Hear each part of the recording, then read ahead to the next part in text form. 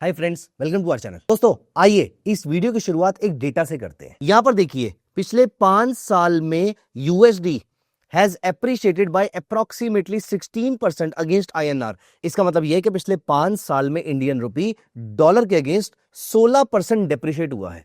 ये पिछले 5 साल का डेटा है। अब दोस्तों यहां पर हैरानी की बात यह है, पिछले 5 साल में 16% डेप्रिसिएशन, लेकिन पिछले 1 साल में उसमें से 5% के आसपास डेप्रिसिएशन। यहां पर देखिए, पिछले 1 साल का डेप्रिसिएशन इज अप्रोक्सीमेटली 4.59%। दोस्तों हैरानी की बात यह है कि ये सारा का सारा डेप्रिसिएशन ऑलमोस्ट पिछले 6 महीने के अंदर हुआ है। तो लास्ट के 6 महीने के अंदर आपको देखने को मिला है अप्रोक्सीमेटली 4% के आसपास का डेप्रिसिएशन। इमेजिन, जितना डेप्रिसिएशन पिछले 5 साल में हुआ है उसका 1/4 अकेले पिछले 6 महीने के अंदर हुआ है। दोस्तों इसका मतलब यह है कि रुपी बहुत ही शार्पली डेप्रिशिएट हुआ है। अगर हम पिछले 1-2 दिन के डेटा को रिमूव कर दें तो दोस्तों रुपी कंटिन्यूअसली डेप्रिशिएट होता जा रहा है। अब इंपॉर्टेंट पॉइंट यह है कि रुपी के इस डेप्रिसिएशन में, जैसे कि आपने एक कोट सुना होगा, that never let a crisis go waste.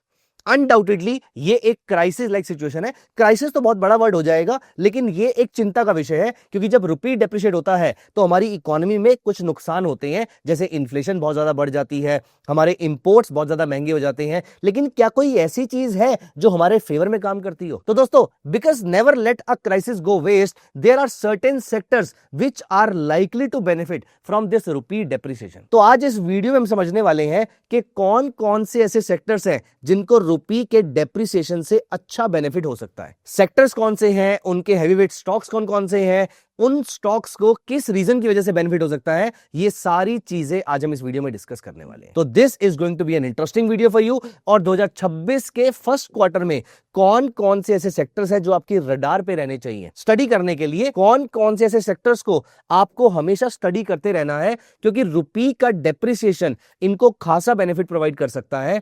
दोस्तों इस वीडियो को एंड तक जरूर देखिएगा और इस वीडियो को अभी के अभी लाइक भी कर दीजिए और प्लीज मेक श्योर कि आप चैनल को सब्सक्राइब कर लीजिए, क्योंकि अगर आप चैनल को सब्सक्राइब कर लेते हैं तो आपके पास ये सारी की सारी वीडियोस का नोटिफिकेशन ऑटोमेटिकली पहुंच जाता है। दोस्तों धन ऐप को डाउनलोड कर लीजिए, क्योंकि वहां पर आपको बहुत सारी रिसर्च के पैरामीटर्स एक साथ ऑन योर फिंगर टिप्स देखने को मिल जाते हैं। तो आइए अब हम यहाँ पर डिस्कस करते हैं कौन कौन से सेक्टर्स हैं जिनको आपको ध्यान देना है। दोस्तों सबसे पहले आपको ये चीज सोचनी है कि कौन कौन से सेक्टर्स ऐसे हैं जो एक्सपोर्ट करते हैं। अगर हम इंडिया के एक्सपोर्ट के डेटा को उठाकर देखें दोस्तों, हमारा सबसे बड़ा जो एक्सपोर्टर है वो है आईटी सर्विसेज। तो इसका मतलब यह है कि आईटी सर्विसेज को एक्स्ट्रा बेनिफिट यहां पर मिल सकता है। देखिए, वो जो कंपनीज अपनी तरफ से प्रॉफिट कमा रही थी वो तो कमाएंगी, लेकिन रुपी के डेप्रिसिएशन की वजह से उनको एक्स्ट्रा एडवांटेज मिल सकती है। आपको मालूम है, आईटी कंपनी का मार्जिन एक्सपेंशन हो जाता है अप्रोक्सीमेटली आधे % से 1% तक मार्जिन एक्सपेंशन हो जाता है अगर रुपी डेप्रिशिएट हो जाता है। तो इसका मतलब यह है कि इनकी प्रॉफिटेबिलिटी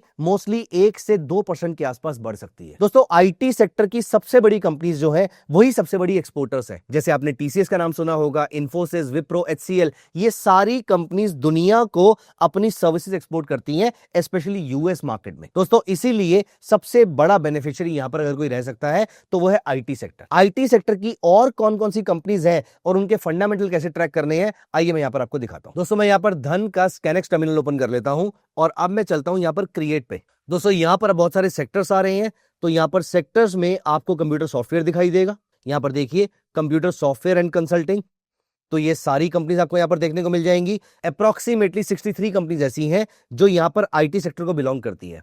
हमें सिर्फ इस कंपनी में जाके स्टडी करना है कि क्या वो एक्सपोर्ट करती है या नहीं करती है। और एक बार अगर हम कंपनी का पेज यहां पर ओपन कर लेंगे तो यहां पर कंपनी के अबाउट सेक्शन में जाकर आपको कंपनी के बारे में पूरी इंफॉर्मेशन देखने को मिल जाएगी कि ये एक्सपोर्ट करती है या नहीं करती है, या फिर ये कहां पर एक्सपोर्ट करती है। जैसे कि आप यहां पर देखिए एंड में लिखा हुआ है मल्टीपल लोकेशंस वर्ल्ड वाइड। तो यहां पर ये कंपनी कहां कहां पे एक्सपोर्ट करती है वो भी आपको लिखा हुआ दिख जाएगा। तो दोस्तों पहला सेक्टर जिसको बेनिफिट मिल सकता है वो है आईटी, इंफॉर्मेशन टेक्नोलॉजी। हमें लगता है कि सिर्फ आईटी ही ऐसा सेक्टर है जिसको बेनिफिट मिल सकता है। नहीं दोस्तों, currently India is starting to being called as a pharmacy of the world. आपने कोविड के टाइम पर देखा, इंडिया ने बहुत सारे देशों को मेडिसिन सप्लाई करी है और तब से इंडिया दुनिया की फार्मेसी बनता जा रहा है। दुनिया में सबसे बड़ा फार्मास्यूटिकल प्रोडक्ट्स का एक्सपोर्टर बनता जा रहा है। दोस्तों फार्मास्यूटिकल कंपनीज जो है वो बहुत बड़ी एक्सपोर्टर्स हैं। आप यहां पर देखिए, अगर मैं यहां पर फार्मास्यूटिकल को भी सिलेक्ट कर लेता हूं तो यहां पर मेरे पास टोटल 195 कंपनीज आ जाती हैं।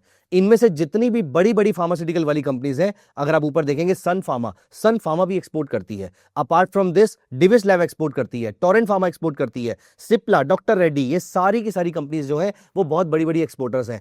दोस्तों, as per one of the data, India's pharmaceutical exports reached about $30.47 billion in 2024-25। दोस्तों, हम जितने भी एक्सपोर्ट्स करते हैं उसमें से अप्रोक्सीमेटली 35%, यस मोर देन 1/3 अकेले यूएस को जाते हैं। दोस्तों, अब मैं आपको एक बहुत ही इंटरेस्टिंग डेटा बताता हूं।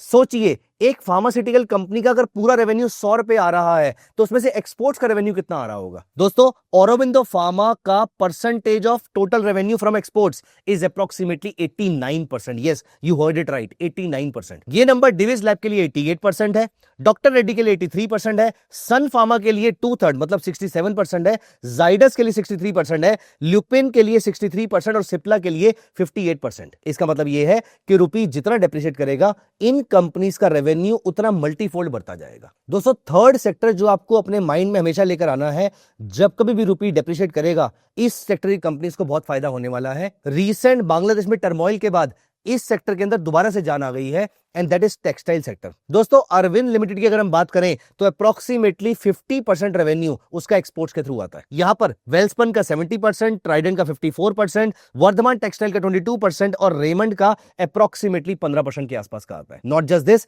इंडिया की ऑटो कंपनीज और ऑटो एंसिलरी कंपनीज, इनका भी एक बहुत बड़ा शेयर एक्सपोर्ट्स के थ्रू आता है, चाहे वो बजाज ऑटो हो, महिंद्रा एंड महिंद्रा हो, and so on and so forth. तो दोस्तों, ये 4 सेक्टर्स ऐसे हैं और इन 4 सेक्टर की कंपनीज ऐसी हैं जिनको रुपी के डेप्रिसिएशन से एक्स्ट्राऑर्डिनरी बेनिफिट हो सकता है। तो दोस्तों, ये 4 सेक्टर्स ऐसे हैं जिनको Q4 ऑफ 2025-26 या फिर कैलेंडर ईयर 2026 के पहले क्वार्टर में एक्स्ट्राऑर्डिनरी एडवांटेज मिल सकती है। वो 4 सेक्टर मैं दोबारा से रिपीट कर रहा हूं और आप मेरे साथ साथ इन चारों सेक्टर्स को कमेंट में लिख दीजिएगा। सेक्टर नंबर 1 आईटी या फिर टेक्नोलॉजी सेक्टर। सेक्टर नंबर 2 जो कि उभरता हुआ सेक्टर है, India being called as a pharmacy of the world, pharmaceutical sector. दोस्तों, third sector is textile and the fourth is auto and auto ancillary. तो rupee अगर डेप्रिशिएट होता है तो हाँ, हमारा ऑयल महंगा हो जाएगा, हमारे बहुत सारे इंपोर्ट्स और महंगे हो जाएंगे, लेकिन कुछ जगहों पर आपको बेनिफिट होने वाला है और इन बेनिफिट्स को आपने नहीं छोड़ना है। तो दोस्तों, एक बार कमेंट्स में लिख दीजिए ये चारों सेक्टर कौन कौन से हैं, सो दैट आने वाले सभी व्यूअर्स को आपके कमेंट्स दिख जाए और वो उसको लाइक कर देंगे। अगर आपके चारों सेक्टर बिल्कुल सही हुए तो हम भी आपके कमेंट को यहां पर पिन कर देंगे। चलिए, मैं वीडियो खत्म करने से पहले आपसे एक क्वेश्चन पूछ लेता हूं।